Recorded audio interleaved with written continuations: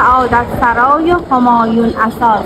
یه جوری ساخته بودن که فیلا برن و بیان و موتی یعنی مسجد مروارید که میخواد توی تاج سیاه خرج میکنه، با خاطر همین بابا خودشونو میبره زندانی میکنه. قلعه سرخ آگرا هستیم که اکبرشاه پدر شاه جهان برای خودش ساخته بوده و شاه جهان اینجا زندانی بوده. حالا میریم زندانش و مسجدش هم میبینیم. قلعه آگرا دو تا قلعه سرخ داره، در واقع هند یکی قلعه سرخ دهلیه که خب ما وقت نکردیم بریم، ولی خب مثل این که خیلی جای باحالیه و تو دهلی قدیمه. خیلی طول ما تو دهلی نو بودیم، تو دهلی قدیمه و خیلی مسافته، خیلی بعد تو راه باشین تا بهش برسین. و یه بازار چاندیچوک که اونم بازار معروفیه نزدیک اونجا، میگن که اونجا هم یه بازار محلی و خیلی میشه خرید کرد، مثل همون ساراجوقی یا همچین چیزی که ما رفتیم اونجا.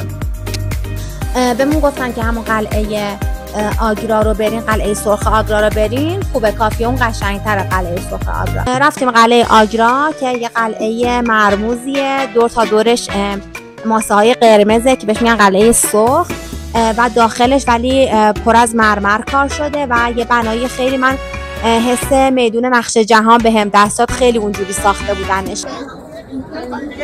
شبیه میدان نقش جهانه که این 1 2 3 و 4 باغ و این هم حوض وسطشه که آب بارون رو جمع میکردن.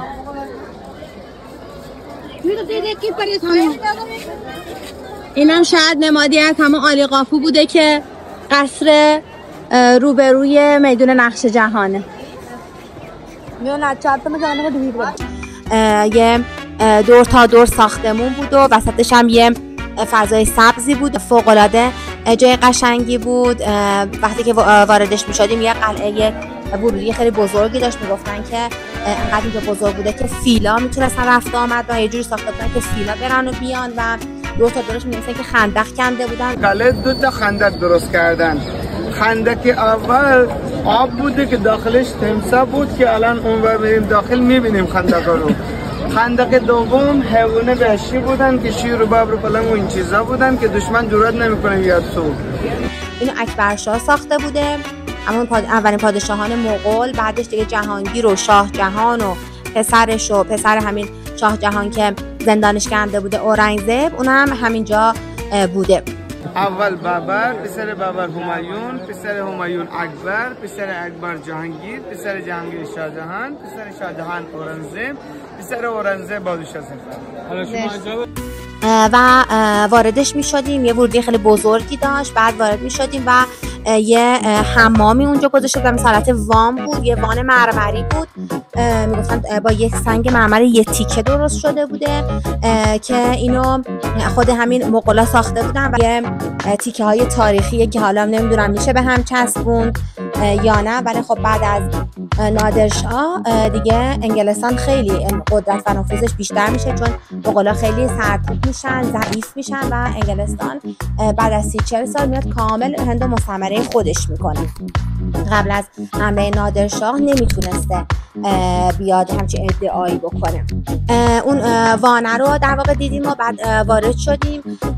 قسمت خاص و عام داشت، توی همین تالارها بود که میگفتن که الماس کوه نور و دریای نور و تخت طاووس رو گذاشته بودن که نادرشاه از اینجا اینا رو میبره. چرا میگن رنگ محل؟ چون مردمای اینجا لباس رنگی میپوشیدن و رقص میکردن، باش میگن رنگ محل. اینجا اتاق خوابشون بوده، پارلمان‌های استفاده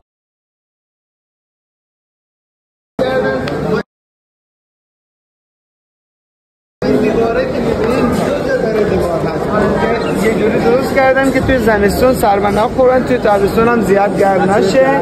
اینجا هم معبدشون بوده که داخلشون اون اتاق کوچولو جایی که میبینین مجسمه یا خداهاشون اونجا بودن. اینجا هم سالن غذاخوری بود و اون دروازه که میبینیم اون طرف آشپزخونه. اینجا سالن کتابخونه دانشگاهی. این همه زن اینا وقت میکرد کتاب بخونه کتاب خونش میداد کسی دیگه بخونه. چیز بود جهانگیر بود، اکبر شاه بود که 3 تا زن داشت. یه مسجد با مزه‌ای داشت که مرمری بود، بهش میگفتن که موتی، یعنی مسجد مروارید، که مثل که میگفتن که محل عبادت خود شاه جهان بوده، به همراه حالا یه مقدار حرم سرا بوده و یه مسجد زنانه بوده. از قلعه آگرا کامل دید داشت به تاج محل دیده میشد.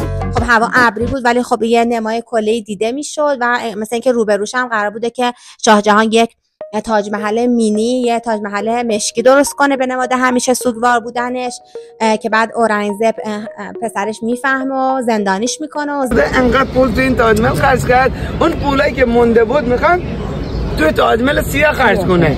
بعد پسرش فکر کرد که بابام الان پولا رو اینجا خرج کرده، اون پولایی که مونده میخواد تو تاج محل سیاه خرج میکنه، با خاطر همین بابا خودشونو میبره زندانی میکنه. یعنی میتونین بگی حصر خانگی میکنه. حصر خانگیش تو قلعه سرخ بود، یه جایی خیلی قشنگ و زیبا درست کردن، مسمن برج، اونم مثل تاج محل پر از سنگ جواهرات، سنگ مرمر و اینا درست کردن، ولی زندانیه. یعنی اگر زندانش بود و اصلا کلا این قسمت قلعه آگرا جزء سایت یونسکو محسوب میشه و کامل ثبت جهانی شده.